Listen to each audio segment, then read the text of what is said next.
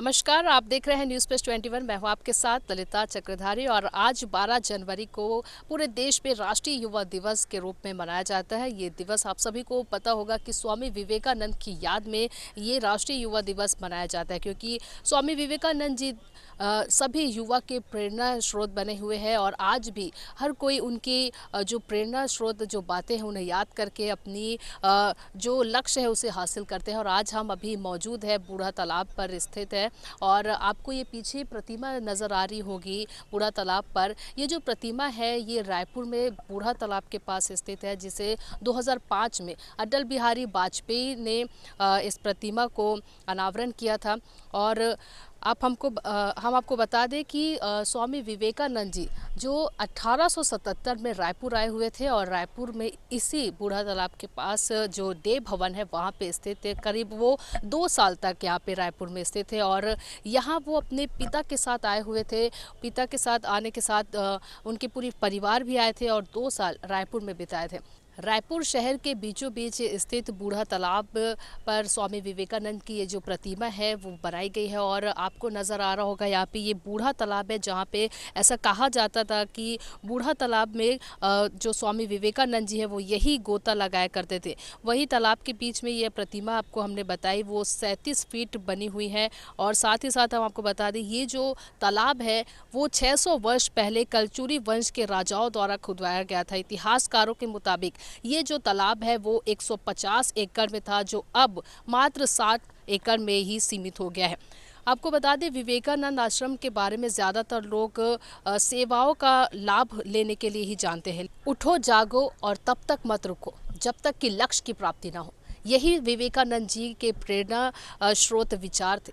और उनके सिद्धांत भी कुछ ऐसे थे कि उनके 3 सिद्धांत थे। पहला निर्भय, दूसरा आत्मविश्वासी और तीसरा अपने शब्दों पर ध्यान दें, अपने शब्दों पर विचार करें, अपने शब्दों पर विश्वास करें। यही उनके 3 मूल सिद्धांत थे और इसी पर आज हर एक युवा को वो प्रेरणा स्रोत बने हुए हर एक युवा के। और आज राष्ट्रीय युवा दिवस के मौके पर विवेकानंद जी का 12 जनवरी पर राष्ट्रीय युवा दिवस मनाया जाता है।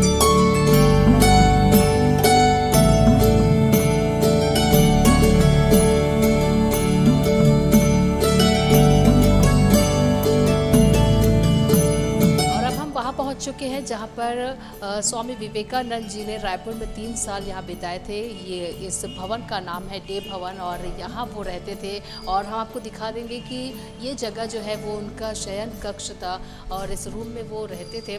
और साथ ही साथ हम आपको बता दें कि उन्होंने यहाँ रहकर पढ़ाई भी की है और जो है वो यहाँ पे 3 साल रायपुर में रहते थे। और हम आपको और भी कुछ दिखाना चाहते हैं कि ये जो पहले ये अब ये स्कूल में तब्दील हो गई है, लेकिन अब यहाँ पे स्कूल बना दिया गया है। और ये जो जगह है ये आप देख सकते हैं, बहुत ही पुरानी जगह आपको नज़र आ रही होगी। विवेकानंद जी का जन्म हम बात करें अगर तो 12 जनवरी 1863 को विवेकानंद जी का जन्म है कलकत्ता के कायस्थ परिवार में हुआ था। और उनका पूरा नाम अगर हम बात करें तो नरेंद्र नाथ दत्त था। और विवेकानंद जी के बारे में ख़ास बात करें तो उनके जो अलग प्रश्न थे, उनके सवाल अलग होते थे। इतनी छोटी सी उम्र में उन्होंने ये बता दिया कि युवा अवस्था में क्या कुछ किया जा सकता है, क्या कुछ अच्छा किया जा सकता है। हम आपको एक कहानी बताते हैं, कहानी नहीं एक वार्तालाप हम आपको बताते हैं कि उनके गुरु और उनके बीच एक बातचीत हुई थी। उनके गुरु ने कहा था कि क्या तुम बनना चाहते हो, तुम क्या चाहते हो। विवेकानंद जी से जो उनके गुरु थे परमहंस, उन्होंने पूछा था तो उन्होंने ये कहा था कि उन्हें मुक्ति चाहिए। लेकिन इस बात पर जो परमहंस थे उन्होंने कहा कि नहीं, तुम ऐसा कैसे सोच सकते हो, तुम्हें जो है वो समाज के हित के लिए कार्य करना चाहिए, लोगों के हित के लिए कार्य करना चाहिए। तब से लेकर के फिर स्वामी विवेकानंद जी ने अपना उद्देश्य बदला और फिर समाज हित में उन्होंने काम किया। और स्वामी रामकृष्ण परमहंस से प्रेरित होकर स्वामी विवेकानंद जी ने 25 साल की उम्र में ही संन्यास ले लिया था और फिर वो समाज हित में, देश के हित में कार्य करने लगे थे। ये वो जगह है रायपुर में स्थित बूढ़ा पारा देव भवन है, जिसे आज देव भवन के नाम से जाना जाता है। और सन 1877 में स्वामी विवेकानंद जी यहाँ पे आए हुए थे, अपने पिता के साथ आए हुए थे और यहाँ पे वो रहते थे, जो कि रायपुर के बूढ़ा पारा स्थित ये देव भवन में हम आपको अभी दिखा रहे हैं। यहाँ पे हाल ही में मौजूदा ये सारे चीज़ें रखी गई है। ये दीवारें आपको नज़र आ रही होगी कि कितनी पुरानी है और यहाँ पे रहकर उन्होंने रायपुर में अपना समय बिताया था। और उनकी खास बात ये रही कि भारतीय संस्कृति और अध्यात्म को, भारत के अध्यात्म को उन्होंने विदेशों में पहुंचाई थी। जब अमेरिका के शिकागो में, जी आपको बता दें, शिकागो में एक सम्मेलन पे उन्होंने अपने भाषण के दौरान अमेरिका के भाई और बहनों करके ऐसे संबोधित किया था वहाँ के लोगों को। उसके बाद से ही भारत की संस्कृति और भारत के जो अध्यात्म है उन्हें विवेकानंद ने विदेशों में पहुँचाई थी और वहाँ दर्ज कराई थी।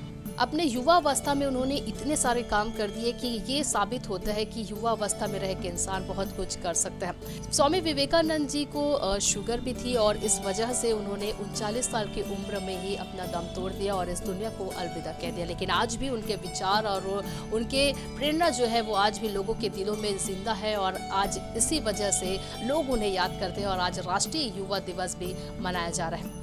फिलहाल लगातार हम इसी तरह के तमाम अपडेट्स आपको देते रहेंगे। आप बने रहिए न्यूज़ प्लस 21 पर। कैमरामैन नवाज अहमद खान के साथ ललिता चक्रधारी, न्यूज़ प्लस 21, आपके हक की बात।